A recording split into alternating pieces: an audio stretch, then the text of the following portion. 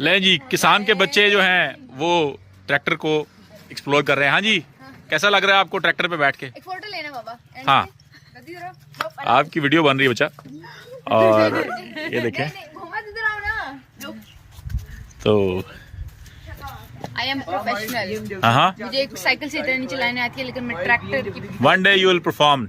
और आप जो है ये फार्मिंग करेंगी जिंदाबाद। घोड़ा भी चलाना। हाँ, घोड़ा तो चला रहे हो ना आप लोग। नहीं, इधर आओ ना। हाँ हाँ, मैं सब मोड़ी हूँ तो आपने इस तरह होना, ठीक है? इसके लिए खड़े होने। दादी प्लीज। अब या सीरियसली हम गोजू खातों को चोरी कर सकते हैं, स्पेसिफिकली गोजू को। क्यों? मैं इस तरफ ये ऐसे फोटो लेने के इस तरफ कर रही हूँ और हम लोग सब उस तरफ गिर रहे हैं, ठीक है? चलो दादी आप मेरे स्टीयरिंग व्हील के ऊपर गिरो इस तरह। चलो, फोटो सही नहीं आ रही। स्टीयरिंग व्हील के ऊपर गिरो इस तरफ। नहीं नहीं, ये